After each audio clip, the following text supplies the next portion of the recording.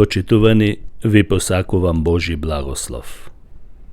Денес ќе размислуваме од Евангелието според Јован, 4 глава. Таму се зборува за една жена самарјанка и незиното спасение. 4 глава од Јован можете да си ја прочитате сами. Во овој текст може да се забележат две неверојатни нешта, така што доколку модерниот човек не обрне внимание, лесно ќе пропушти драгоцени вистини. Прво, во 6 стих се вели дека Исус требаше да помине низ Самарија. Всушност, евреите не ги сакале самарјаните, а исто така и самарјаните не ги сакале евреите, и затоа секогаш бараа можност како да ја заобиколат Самарија. Самарјанците или самарјаните ги сметале за лош народ, како некои пагански кучиња, бидејќи тие биле некоја мешавина од евреи и незнабожци. Што значи? За да помине Исус низ Самарија, тоа беше неверојатен настан. Дури и неговите ученици се чудеа како е можно тој како е евреин да разговара со жена самарјанка. Но неговата љубов ги допри и оние кои беа отфрлени. Божјата милост, неговата љубов ги достигна и оние кои ги сметаа, како евреите што ги сметаа, дека се надвор од спасението. Следниот неверојатен факт е дека Исус го започна разговорот со жената, додека беше сам, особено жена која имаше сомнителен морал и позадина. Исус лесно можеше да го одложи патувањето во оваа област, со цел да се ја зачува, така да речеме, својата репутација. Но, тој повеќе се грижеше за душата на оваа жена, отколку за мислењата на другите. Тој знаеше дека неговите мотиви се чисти, а тоа го знаеше и неговиот небесен татко, така што мислењата на другите беа помалку важни. Но сега да видиме како дојде оваа жена до своето спасение. Првото нешто е тоа што жената виде дека овој човек, Исус, е сосема поинаков од другите луѓе. Тој одвои време да разговара со жена самарјанка. Се чини дека таа воопшто не беше популарна помеѓу самарјанците. И поради таа причина, таа дојде да налие вода на бунарот во најжешкиот период од денот, напладне. Обично жените доаѓале наутро, кога не било жешко. Но Исус не е обичен човек. Тоа може да се види по разговорот со жената и начинот на кој ја водеше кон спасение и начинот на обраќање кон неа и така натаму. Исус во разговорот почна да го испитува нејзиниот живот, но и нејзината духовна жет. Како и сите ние, оваа жена имаше природна потреба за жет, но уште поважно е тоа, што сите ние имаме и духовна жет, која може да ни го даде дарот на спасение, за да го обновиме нашиот однос со Бог. Жената беше изненадена од Исус, кој тврдеше дека има подобра вода од водата на Јакововиот бунар, кој беше искупан уште од старо време пред Христос. Исус немаше ни кофа, ни нешто друго, со што би и нацрпал вода, а зборува дека може да ја даде жива вода. Жената на тоа се чудеше. Исус ја рече, јас можам да ти дадам жива вода. Таа не свати дека Исусовата кофа ќе биде всушност неговото тело, кое по извесен период ќе биде распнато на крст. Водата што ќе ја даде Исус е неговото учење, кое произлегува од Светиот Дух.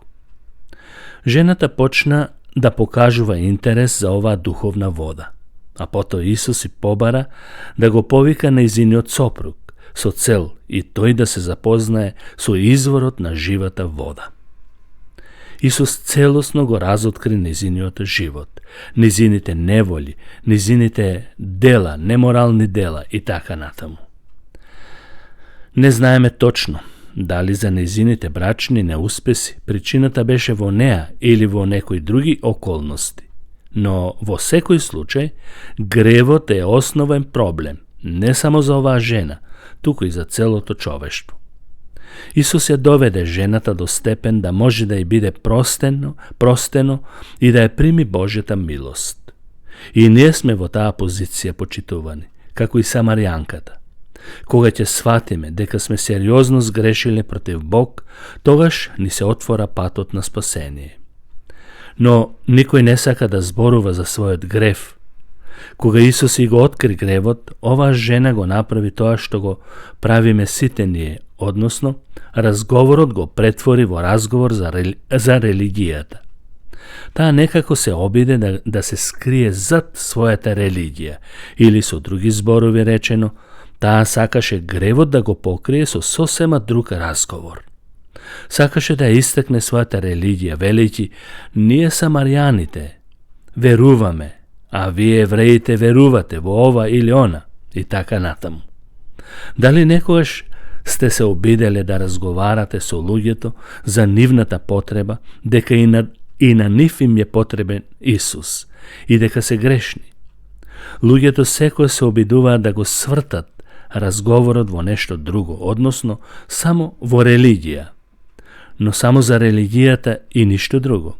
Но мнозина ќе речат, па знаете, јас сум католик или протестант или православен, израснав во христијанско семејство. Не сум толку ревносен следбеник, но сепак и не сум толку лош човек, добар сум. Обично така оди разговорот.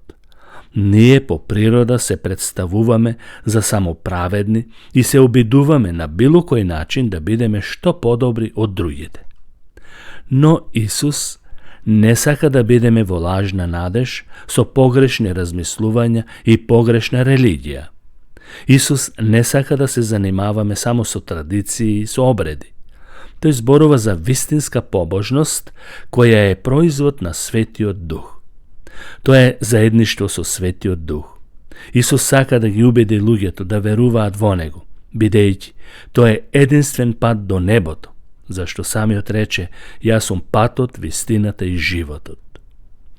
Тоа е единствената врска со Него, која што не можеме да ја купиме со пари. Во 10 стих од Јован 4 глава се вели дека тоа е дар на спасение. Таа врска не се добива со правење добри дела и религиозни обреди. Библијата јасно вели дека сите сгрешија и не се достојни пред Бог, исто како и таа жена. Дали некоја жена може да помисли дека е подобра од жената самаријанка само затоа што можеби нема 5 мажи или што немала многу врски? Библијата вели не, ниту еден од нас не е праведен пред Бог. На сите нас ни треба Исус. Сите сме грешници, отпадници од Бог, доколку не веруваме во Него. На сите ни треба Исус толку многу, дури и повеќе од обичната вода. Сега да видиме што сака да ни каже текстот понатаму. Како прво, Исус е поинаков. Да, тој е како пророк со сочувство. Второ, жената има потреба од жива вода. Тоа е нов духовен живот. Трето, жената смета дека треба да биде искрена и да го исповеда својот греф и проблем. Четврто, нејзината религија нема да ја спаси. Таа има потреба од дух и вистина. Онака, како што Исус рече, кој му се поклонува на Бог, треба да му се поклонува во дух и вистина. Сите нејзини обиди и стратегии да се оправда на некој начин ги нема. Исус ја доведува до вистинската надеж, до надежта на спасението преку Него, исклучиво преку Исус. Таа почнува да бара решение во Месијата што треба да дојдеше или да дојде и што го очекуваа, но моментално не знае со кого разговара. Исус, согледувајќи дека веќе навлегува во суштината на нештата, тој отворено и вели дека всушност тој разговара со самиот Месија, со Бог од небото, кој стана човек во личноста на Исус Христос. Жената не разговара со некој верски водач или со некој пророк обичен или римски управител.